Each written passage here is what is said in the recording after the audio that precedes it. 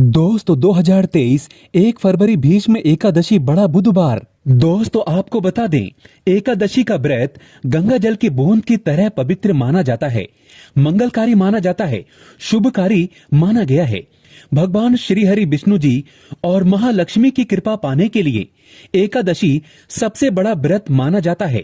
ये व्रत न केवल जीवन में भौतिक सुख शांति, धन ऐश्वर्य, संपदा, उत्तम जीवन साथी और कार्य क्षेत्र में सफलता प्रदान करता है, बल्कि मनो उपरांत मोक्ष भी प्रदान करता है। भगवान विष्णु की कृपा से हर एकादशी के व्रत का एक अलग और खास महत्व होता है। दोस्तों अगर हिंदू धर्म की माने तो ऐसी मान्यता है कि गाय की सेवा अगर बिना लालच के की जाए तो घर में लक्ष्मी का वास होता है। वैसे तो युगों से चला आ रहा है कि गाय को हम कुछ न कुछ अवश्य खिलाते हैं। गाय को सनातन घर में लक्ष्मी स्वरूप भी माना गया है। कहा जाता है कि गाय की सेवा करने से घर परिवार सुखी और संपन्न रहता है।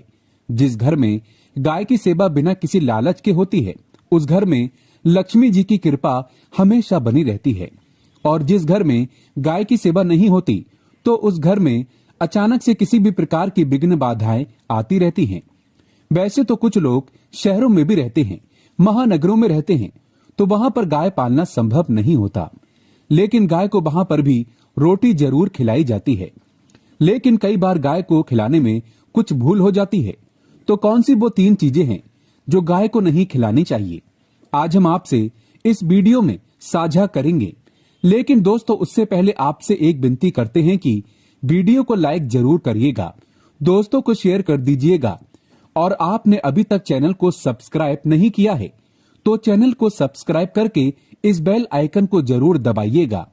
दोस्तों गाय के अंदर सभी देवी देवताओं का निवास माना जाता है। तो आप सुबह जो पहली रोटी बनाते हैं वो अगर गाय को खिलाते हैं तो सभी देवी देवताओं का आशीर्वाद मिलता है। गाय को गुरु के साथ जोड़ा गया है, यानी गुरु ग्रह के साथ, बृहस्पति ग्रह के साथ।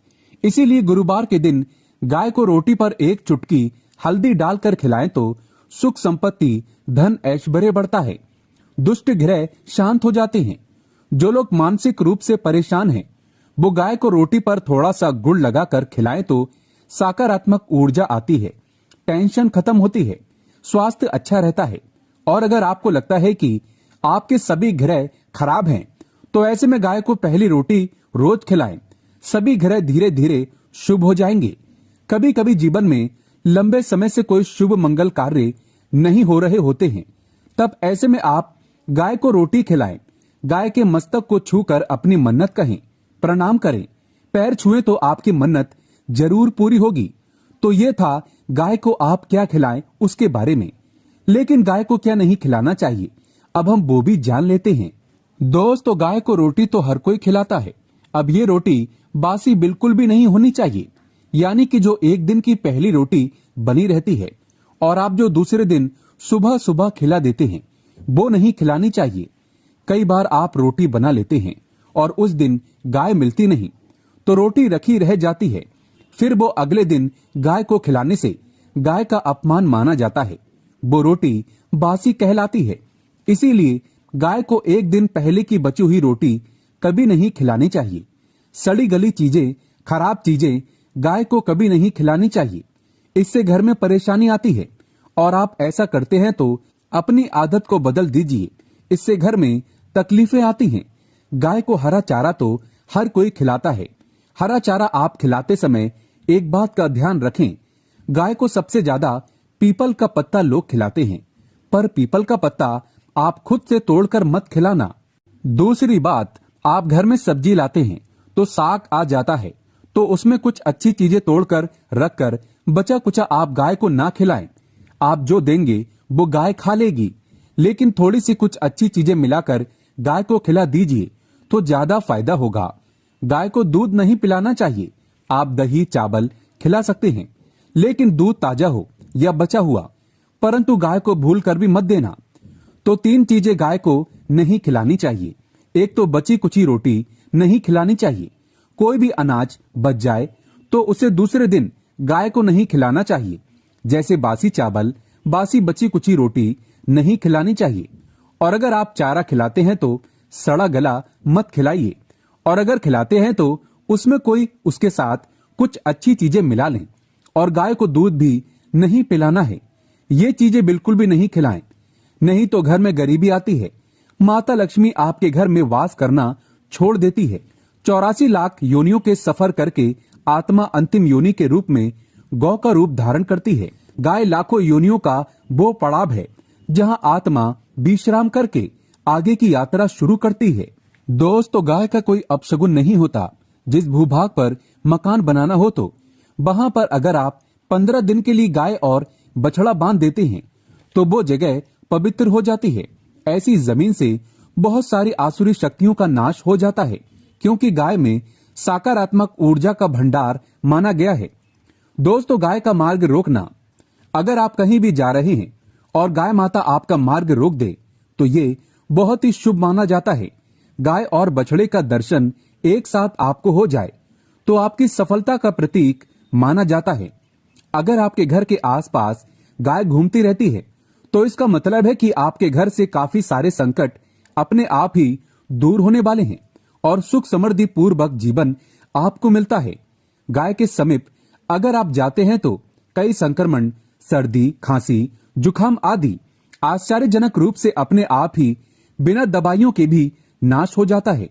अगर आपको गाय अचानक से पूंछ मार देती है तो ये बहुत ही शुभ संकेत माना जाता है और काली चितकबरी गाय का ऐसा करना और भी ज्यादा शुभ माना गया है। पंचगव्य जो होते हैं वो कई रोगों में लाभदायक है। पंचगव्य क्या क्या हुए? गाय के दूध, दही, घी, मूत्र और गोबर, इन सभी को शरीर की रोग निरोधक क्षमता को बढ़ाकर रोगों को दूर करने वाला माना गया है। ऐसा कोई रोग नहीं है जिसका इलाज पंचगव्यों से नहीं किया जा सकता। दोस्तों, आज के समय में लोग गाय माता की पूजा करने के बजाय, उनका सही उपयोग करने के बजाय उनको काट कर मार कर खाना ज्यादा पसंद करते हैं। शायद ये सुनकर आपको बुरा तो जरूर लगेगा, पर ये सच है। और गाय को रोटी देने से न केवल सुख समृद्धि की प्राप्ति होती है बल्कि बरकत भी होने लगती है। अगर आप गाय को पाल सके तो अच्छी बात है, लेकिन आज के मॉडर्न युग में जहां लोगों को शायद खुद के घर में रहने की जगह नहीं है, ऐसे में गाय को रखना थोड़ा कठिन और महंगा हो सकता है। ऐसे में आप गाय को रोटी तो दे ही सकते हैं। कम से कम रोटी देकर आप सुख समृद्धि को प्राप्त कर सकते हैं। आपके घर में बरकत होने लगती है। हमारे बुजुर्ग हमेशा कहते आए हैं कि गाय को रोटी खिलाना चाहिए, लेकिन समय के चलते गाय की सेवा हर कोई नहीं कर पाता। कम से कम रोटी तो आप खिला ही सकते हैं। अगर रोटी भी नहीं खिला सकते तो जैसे काफी सारे जो हमारे भाई बहन विदेशों में रहते हैं तो उनको गाय नहीं मिलती, वो पूछते हैं कि हम कैसे गौ सेवा करें। आप ऐसा कर सकते हैं, आप गाय के नाम के पैसे निकालते जाएं और फिर आप चाहें तो कभी इंडिया आए तो आप गौशाला में दान दे दें, या फिर आप चाहें तो वहीं पर किसी गरीब को गाय के नाम की रोटियां खिलाएं, या फिर किसी भी अनाथ आश्रम में चले जाएं, किसी वृद्ध आश्रम में चले जाएं, किसी भी दूसरे सफेद पशु को आप भोजन कराएं। ये भी आपके लिए बहुत ही अच्छा होने वाला है। कम से कम रोटी जरूर खिलाएं। दोस्तों, हमारे देश में कई जगह देखा गया है और कई लोगों का प्रश्न आता है कि हम झूठी रोटी गाय को देते हैं, क्या ये सही है या गलत है? हम झूठा खाना, बचा हुआ खाना गाय को खिलाते हैं, यानी कि जो बच जाता है वो गाय के हवाले कर दिया जाता है। तो आपको बता दें, रामायण काल में गाय माता को एक श्राप मिला था, उसी वजह से आज उनके साथ ऐसा हो रहा है। उसी श्राप की वजह से गौ माता में देवी देवताओं का वास होने के बाद भी उनको झूठा खाना पड़ता है। यहाँ तक कि गाय पॉलीथीन भी खाती है, हालांकि ये किसी भी लिहाजा से सही नहीं है। आपको बता दें, वाल्मीकि रामायण में सीता द्वारा पिंड दान देकर दशरथ की आत्मा को मोक्ष मिलने का संदर्भ आता है। जो लोग जानते होंगे वो जानते हैं कि वनवास के दौरान भगवान राम, लक्ष्मण और सीता माँ पितृपक्ष के दौरान श्राद्ध करने के लिए गया धाम पहुंचे। वहां श्राद्ध कर्म करने के लिए जरूरी सामग्री जुटाने राम और लक्ष्मण तो चले गए और सामान लेकर नहीं आए। इधर दोपहर हो गई, पिंडदान का समय निकलता जा रहा था। सीता माँ घबराने लगी। तभी दशरथ की आत्मा ने पिंडदान की मांग कर दी। अब गया जी के आगे फाल्गु नदी पर अकेली सीता जी मुश्किल में पड़ गई। उन्होंने फाल्गु नदी के साथ वट वृक्ष, केतकी के फूल और गाय को साक्षी मानकर बालू का पिंड बनाया और स्वर्गीय राजा दशरथ अपने ससुर के नियमित पिंड दान कर दिया। थोड़ी देर में भगवान राम और लक्ष्मण जब लौटे तो उन्होंने कहा कि समय निकल जाने के कारण मैंने पिंड दान कर दिया। बिना सामग्री के पिंड दान कैसे हो सकता है? इसीलिए राम जी ने सीता माँ से इसका प्रमाण मांगा। तब सीता माँ ने कहा कि जो फाल्गु नदी के रेत है, केतकी के फूल हैं, गाय और वट वृक्ष है, जो मेरे द्वारा किए गए श्राद्ध कर्म की गवाही दे सकते हैं। इतने में फाल्गु नदी, गाय और केतकी के फूल तीनों इसको मुकर गए। उन्होंने कहा, सीता माँ झूठ बोल रही है, सिर्फ वट वृक्ष ने सही बात कही। तब सीता जी ने दशरथ का ध्यान करते हुए उनसे ही गवाही देने की प्रार्थना करी। दशरथ जी ने सीता माँ की प्रार्थना को स्वीकार करके घोषणा की कि एंड वक्त पर सीता ने मुझे पिंड दान कर दिया। इस पर राम आश्चर्य हुए, लेकिन तीनों गवाहों द्वारा झूठ बोलने पर सीता जी उनसे क्रोधित हो गईं और उन्हें श्राप दिया।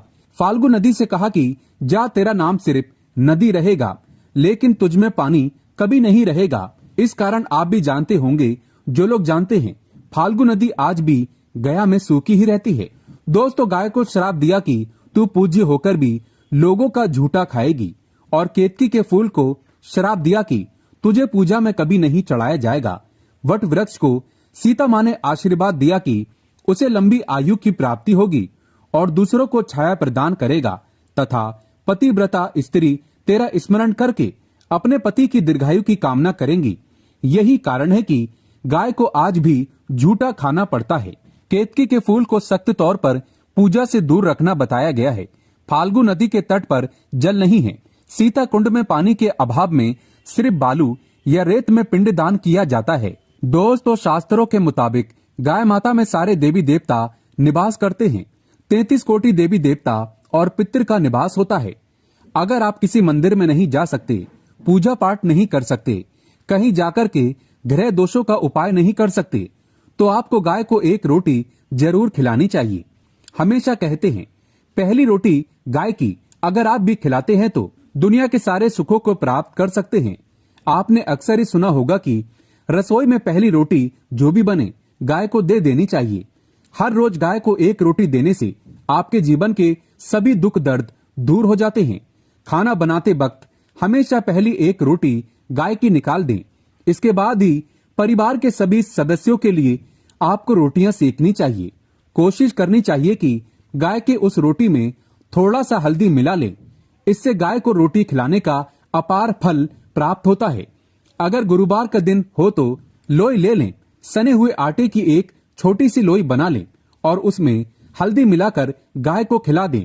आपके जीवन में शुभता आती है, वैभव आता है, धन संपत्ति तथा शक्ति का वास होता है।